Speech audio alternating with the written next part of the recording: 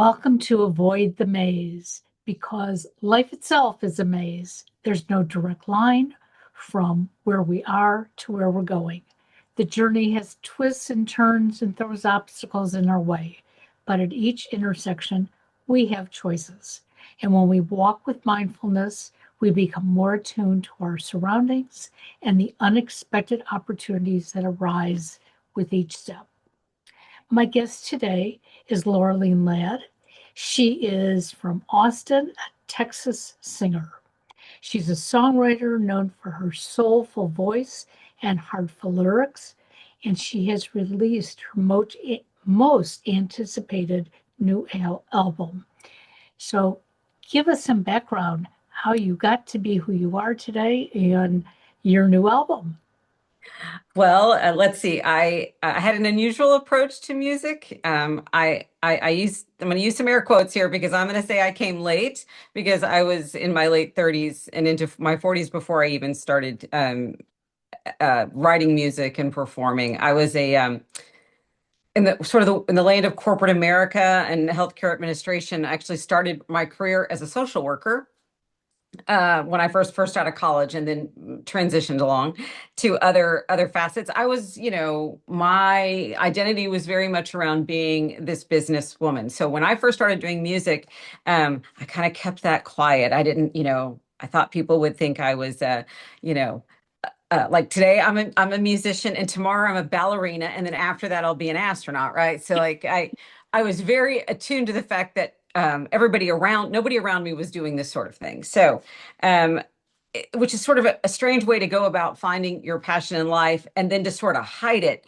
But I think it was taking a minute for me to figure out that this is what I really wanted to do. So it took me time. Other people, I think they hit it and they grab on with both hands and run.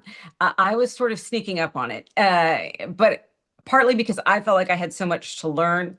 To be a near absolute beginner at the age of 40 is really challenging. And if you as a person haven't done something like that, the amount of humbling that you take is, pretty intense, because I always felt like, give me a spreadsheet. I'm kind of the smartest gal in the room kind of approach. And then to be in a room full of what we call triple A musicians, because Austin is full of them. These are people that have done this all their lives. And I felt that so acutely, and that I was trying to quickly cover much ground as I could and learn as fast as I can so I could hold my own. And so in that intervening time, I was in the studio and I was writing a lot of music, but I was not super comfortable with performing. And I absolutely had to spend some time wrestling down some performance anxiety, which I will tell you, in this instance of being on stage and singing, is just that the shortest distance between perfectionism and being miserable on stage. That is a recipe for it. I give this quote out a lot because it's very relevant to my experience in coming up in music, which was spoken by Bill Withers, who said, "Nobody gets to wonderful without passing through all right." And that was a lesson that had to be learned and continues, something that I hold to my heart, because with any skill, you're constantly learning. If you're lucky and you stay curious, you get to keep learning. So I had to spend some time in all right as I was trying to get to wonderful. In that time, I have released two albums, and then a Christmas album, which I did last year. The first two albums, original work. Christmas had some lovely standards in it, and then I'm actually now working on a cover of 80 songs that are reimagined. I like to tell people it would be as if David Lynch said, "Hey, can you take all these sort of toe tapping, guitar based, synthy based kind of 80 songs and make them for a David Lynch film?" So for those that love Black Velvet or Mulholland Drive, this will all sort of fill in the gaps of what that would be like. They're a little off kilter, a little dark. Well, But anyway. you know what I love about your story is that there are so many of us who have these hidden talents and passions, and we sort of like push them to the back because, hey, this is how I plan to live my life and I'm good at it or I'm all right at it. Yeah. So do I need to really dig deep and say, that other thing that I think I would like to do, should I do it or not? And most of us don't. And we get to a certain age and we say, wow, why didn't I? But you decided that for secrecy purposes, it was important for you not to share until you were really ready. So, what was that thing that said, okay, I'm ready. I can tell people this is what I'm doing? Well, I wrote three songs. And by the way, I don't recommend this as your initiation into the music business. So I wrote three songs and recorded them and ran to Nashville. And so there was a conference there, and I, went out there and shared my music, and they forced me to get up on stage and perform for the first time, and it was like a soul searing moment. I was pretty comfortable being in front of people, but singing was just a whole next level of like terror. But when I came back from Nashville, I'd actually gotten some pretty good feedback from publishers. And so from my writing, they seem to like that. So a little bit of validation, I think, kind of helps to be like, okay, I seem like I'm on the right road. But more than anything is when I was writing music, and again, when I wasn't freaked out and performing, there was such a sense of alignment here, like a bell ringing, that it absolutely pulled my focus, and it made me pay attention to it in a very visceral way. So if this was a passing fancy, if I'd been like, well, that was okay, or that, like I could sort of take it or leave it, that was not the sensation. The sensation in my body was like, this is it. And you better pay attention. And I was unwilling to walk away from that, even when I contemplated, because I started to feel like what you described was, this is just so hard, and I don't know what I'm doing, and having very high standards, which is, that sounds sort of laudable, but watch that, because it's deceptive and it kind of doesn't really help. But I will say it was a factor. I was like, well, it needs to be great. It needs to be perfect because I'm late. So my only entree here is to be superlative. Not that the reason I needed to do it and then I needed to stay at it was because of how I felt while I did it.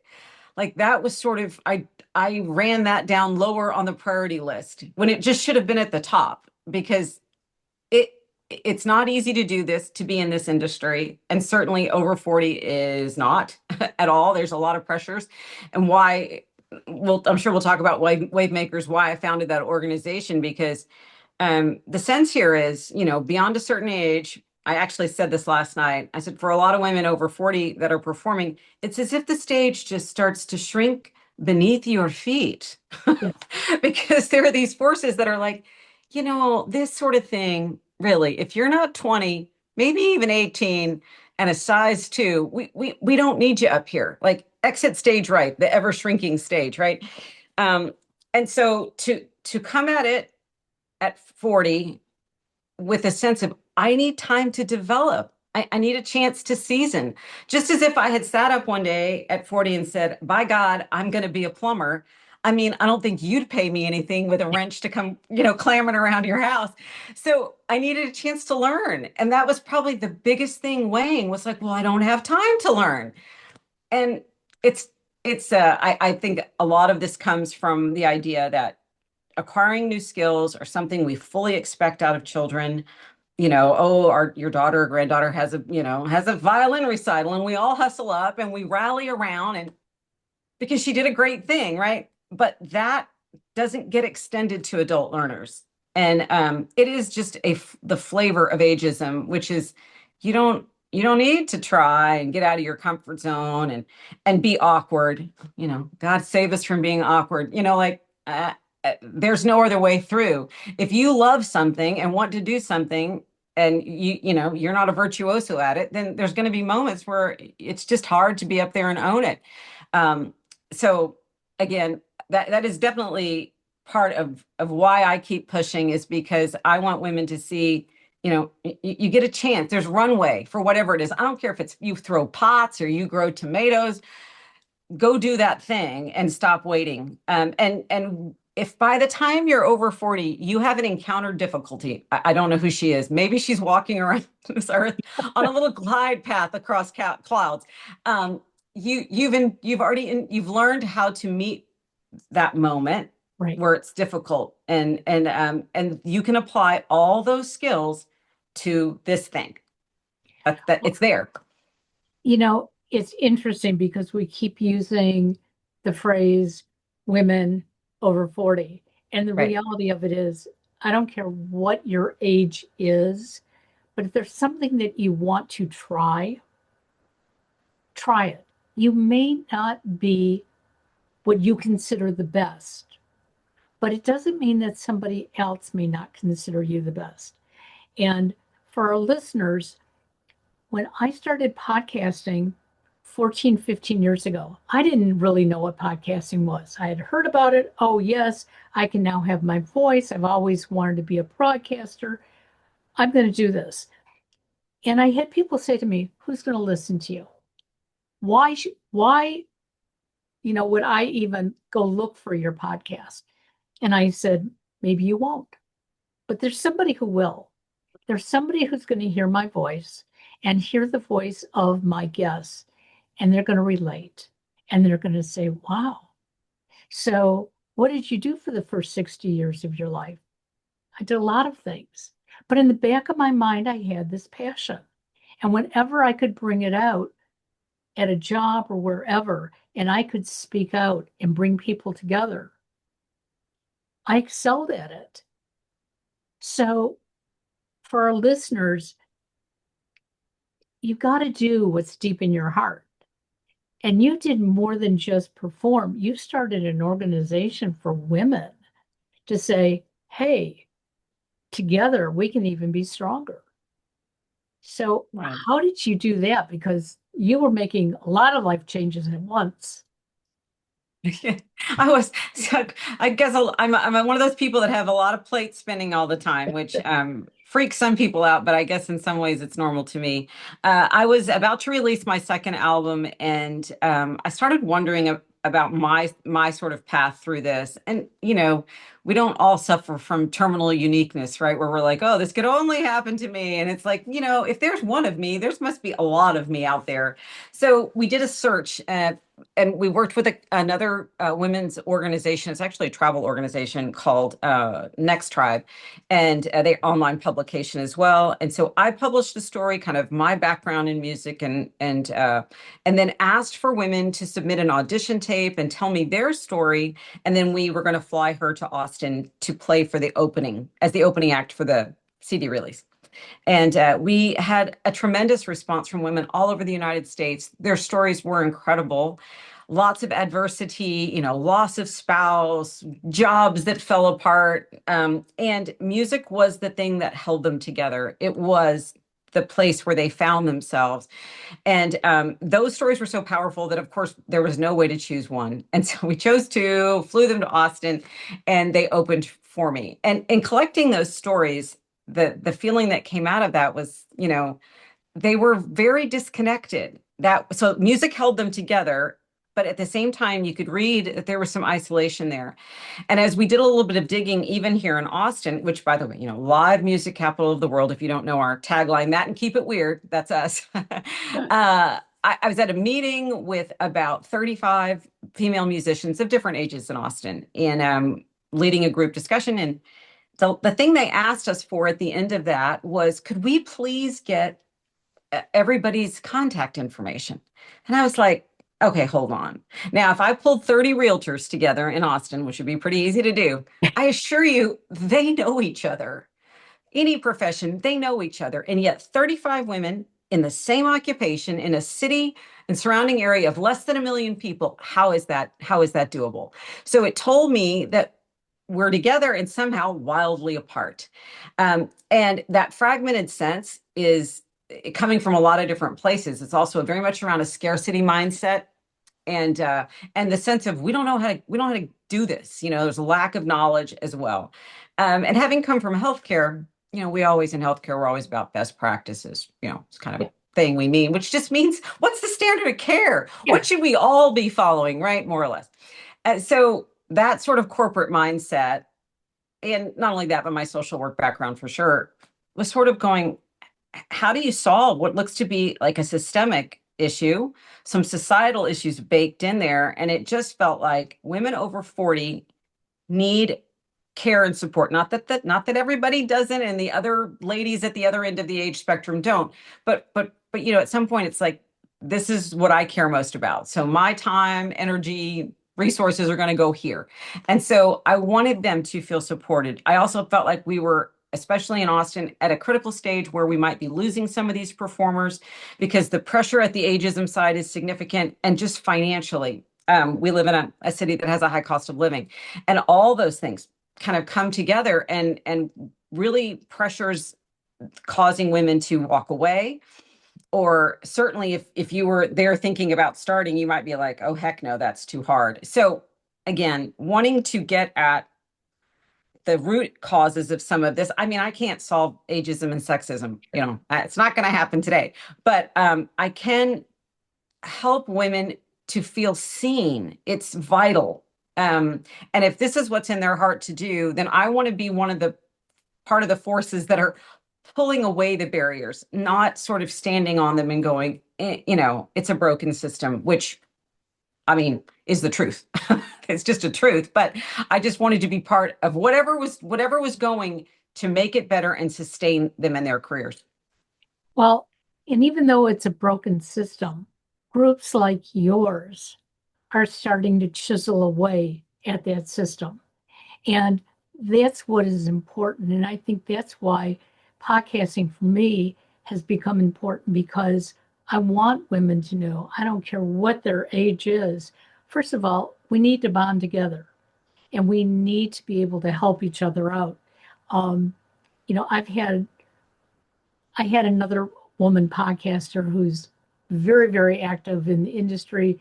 She's making lots of money on her podcast. And she called me one day and she said, I've been listening to you. She said, and I know how to get in to see the stats. She said, you can't be making a lot of money.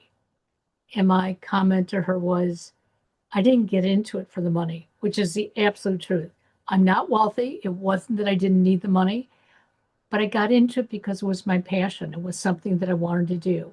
I wanted people to know that no matter what your age, if you're breathing, you're still living. If you're still living, live your life.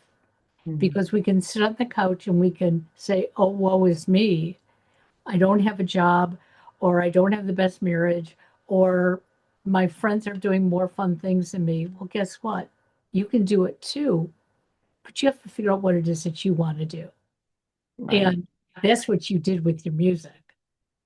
And I wasn't, I literally was not sitting around thinking, I wonder what although I will say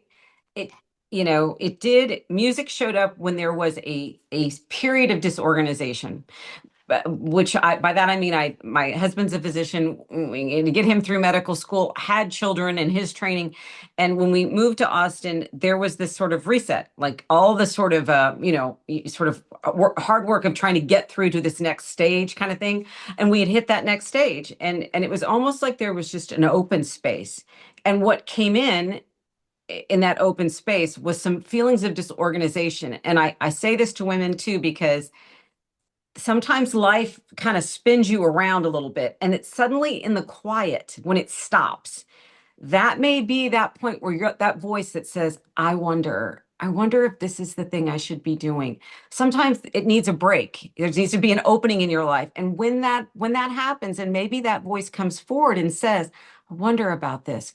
Take that moment. It's a sacred moment, because only you are going to call it up. And so I was at a bit of a crisis point, which, at the time I was like, well, why would that happen? But now, I can look back and go, well, yeah, you'd come through something hard. Your kids were small, but not infants. So there was a stillness there. And out of that stillness came that voice that was saying, hey, I think music is this thing. And so actually I decided to do a little bit of singing, because I enjoyed singing. And so I got a voice coach and thought, I'm just going to, I'm going to just try this. And about a month into that is when I started writing music. I absolutely did not sit down to do that. Wasn't like, this is a goal I have. It literally showed up out of the blue. And so, again, in each person's journey, it's not to say that if you set out to do it, there's something wrong with that process. The intentionality is a beautiful thing. I needed it to sort of maybe grab me by the shoulders, and it did. So I'm grateful for that part of the journey, because I don't know if I would have how I would have sat down to do it. It was sort of out of my hands, and I appreciate it for the experience that it was in that way. So we know that Austin draws performers from all over, not Right. just local. And here you are local with a group of other local women. Um, and so there's a lot of competition. How how do you overcome that? Because I know for me, just because of my personality, I'd say, well, I'm just going to go and do it. If they like me, they like me. If they don't like me, whatever. But that's got to be hard, especially when you're standing up performing in front of a live audience. Okay. Oh, yeah. I'm doing it on a screen, so I don't know who's out there booing me. Yeah, you remember that thing I said about that performance Yeah. anxiety? It was first of all, it's very much a dichotomy of wanting to be out front, and then sort of like, but can I somehow hide? That's sort of a paradox there. But as to, well, first of all, that comparison thing's going to just bite you in the ass every single time. And part of the competition, it also implies that there is sort of like two or three flavors, and those are the three options. And so in order to succeed, you have to be the best of these three things. And that is absolutely a fallacy. And if the only way to do something is for you to be the very best at it, that's not going to be a very rich experience. And so I definitely don't espouse that way of thinking. Um, Competition also is born out of this broken music industry, which means that there's very little here. The table is very small, and you better scrap for what you've got. I was at a beautiful show last night from one of our grant winners. Her name is Allison Tucker, and she did this amazing show at a little bookstore up in a little town north of us here. Her level of engagement with the audience was a beautiful thing to see. The people sitting there got exactly what she put out, which was heartfelt, her own personal story. So there's no way for somebody to be better at being Allison Tucker than Allison Tucker. And that's just the same for all of us. And somebody can try to be me better, but I will challenge them to that. Not going to happen. So I don't have to be the very best writer, the very best performer, or the very best singer. It's not required. That wasn't signed. I didn't sign something somewhere that said that was my only entree here. So a lot of that is about self-acceptance. And knowing, I liked what you said when you said, well, when I do this podcast, who's going to listen? When I'm performing, I remind myself whoever's there is the person that needs to hear what I'm singing, needs to hear what I'm saying. I'm not in control of that. So I just need to show up and give what I have. And that can be very freeing. It lets you off the hook to somehow be, the world's greatest something. It's to show up and be yourself and give what you have. And if you're a competitive person by nature, which I'm a competitive person by nature, I use that drive to work at improving at my craft, as opposed to wielding that knife in the name of, is she better or am I better? That is a zero-sum game, and it's an unhappy place. But if you have a drive, which you either do or you don't, and I'm a person who is driven, so it's got to go somewhere. I'd much rather channel that at learning something new, to acquire a skill, to hone what I'm doing and improve, than again to sort of turn that sword against yourself. And that's just a choice. And that's honest. It comes down to that. There are key moments in all of this. It's going to be a choice of how you treat yourself like that. That's the most important message you just brought out. Because if we don't treat ourselves well and believe in ourselves, we can't expect anybody else to. And that was one of the most challenging things that I found when I started interviewing women such as yourself is that I there's a little piece of your story that I just like connect to. And it's like, okay, I'm not going to write music. I'm not going to go on stage and perform, but I'm learning from you. And if I can just learn those little bits and pieces from you, I can be better for myself. I'm not being better for anybody else. I'm better for myself. And if other people grab onto that, like people did last night when they were listening to Allison, how wonderful is that? Because you're right, nobody else can tell our story the way we do. Right. And that's exceptional. So, what is your latest album out? What When are we will so well I'm in the studio now, so I'm in the thick of that part process, and it'll be coming out next early next spring into summer, and I'm very, very excited about this. It actually came out of just sort of a fluke. I do believe so much in Habitat for Humanity, and I have been a part of that organization at a couple of different levels. And they asked me if there was their 40th anniversary in Austin, and they asked me if I would please play that anniversary event. And I thought, well, okay, if it's 80s themed, let's do something fun. And so we took these songs and built them, reconfigured them, rearranged them around upright bass. So that's like the acoustic bass, the big one you see that people stand, right? And that would be the antithesis of the instruments they were using in the 80s. Let's be very clear. So when they sort of these songs began being reconfigured, um, there was a little spark there, and we all could sort of see, wow, what if we, kind of went in this direction.